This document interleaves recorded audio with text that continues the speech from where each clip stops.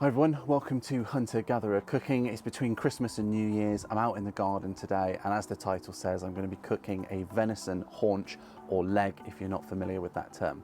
A few months ago we went out to Dorset and we shot this Sika deer. If you're interested in that video, then I'll put it up wherever it ends up there, and you can watch the deer stalk, which was fantastic if you are interested.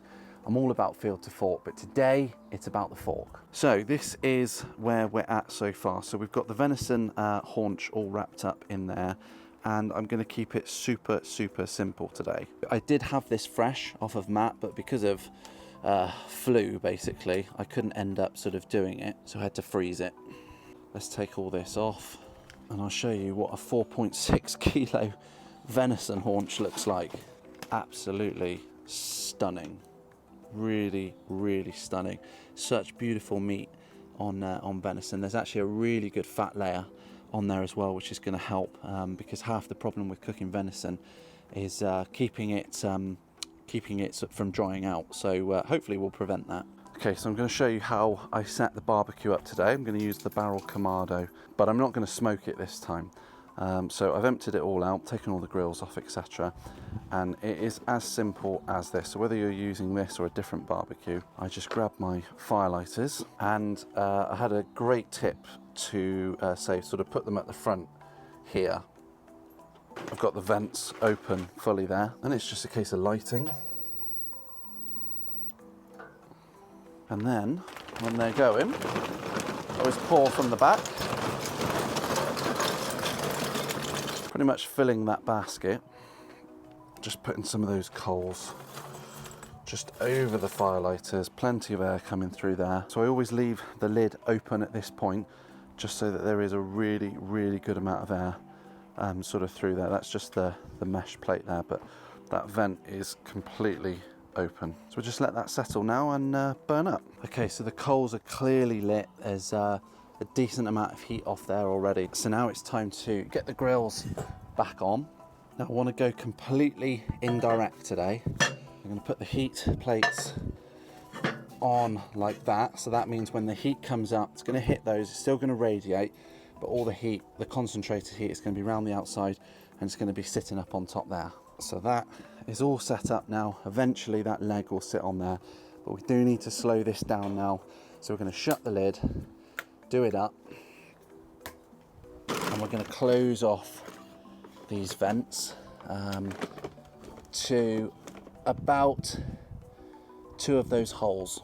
So to about, say 3 of those holes. So you can see it's that far open at the moment, and we'll just keep an eye on that temperature. The other thing that you're going to want to do is make sure that your vents, whatever you're using, make sure they're open, because if they're closed, you're going to choke that fire. So obviously you need to learn how to adjust your vents and what temperatures this achieves. Again, if you want a video on that, let me know. So although there is a decent amount of sort of fat on this haunch, what I'm actually going to do is I'm going to add some more fat, and this is the wild boar fat that I actually sort of harvested off a boar belly this year.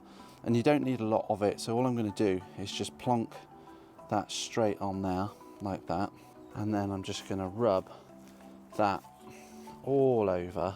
And what that's going to do is it's actually going to sort of make it just that little bit more sticky when I put the salt and pepper onto it as well. So that's nicely rubbed. The other thing that I'm going to do is I'm just going to put a little bit of olive oil just over the top as well. And I think that sort of helps with a little bit of colour, tiny bit of flavour, but again just helps it all sort of stick down. Now what I've got in the pestle and mortar is just simple stuff: crushed black pepper, thyme, a little bit of rosemary, salt and garlic. The plan now is just sprinkle that all over. Lots of seasoning, lots of flavour. And again, you can see how that sort of fat just really helps lock in that flavour, and it just keeps it all attached. It's, there's nothing dry about this. And again, over the top. Now this is the biggest Petromax skillet I've got, and the leg is making it look tiny, but that's my hand for reference. And that, for now, is all I'm going to do to it, because I want the meat to speak for itself. Okay, and the very last thing I'm going to do, we're going to put a meter in this. We want to make sure that it goes deep into the tissue. And I'm going to set this to a nice sort of rare, medium rare. Okay, so temperature is coming up. I really want to do this super slow. So all I'm going to do to start with is get that open. I'm going to have to put the camera down because this is just too heavy to shift. I'm back. There we go. So it's on there now. I've tried to position it sort of as close to this side as possible. So again, this will act as a barrier for heat. It's just some steam coming off of there that you can see. It is a little bit sort of damp in there. And now it's just a case of waiting, just making sure that that shuts, yeah, properly. Doing that up and keeping an eye on that temperature. And then basically letting the meter do its job. If you've got any questions about these things, let me know, because I think they're absolutely brilliant. It's plug and play. I've never had any problems with it. And now, because of my new, I say new, because of the gazebo that I've put up, I can leave it all out here. It's not going to get wet, and I can go inside and start editing some videos. Okay, so we're 2 hours in now, and the meter is just sort of slowly climbing. Temperature is holding brilliantly. I've actually tightened the vents up a little bit more now, just to just want to bring that down a little bit, really. Every time you take that lid up, it's just giving the fuel more oxygen. It's actually going to get hotter. So I'm just doing this to show you sort of 2 hours in.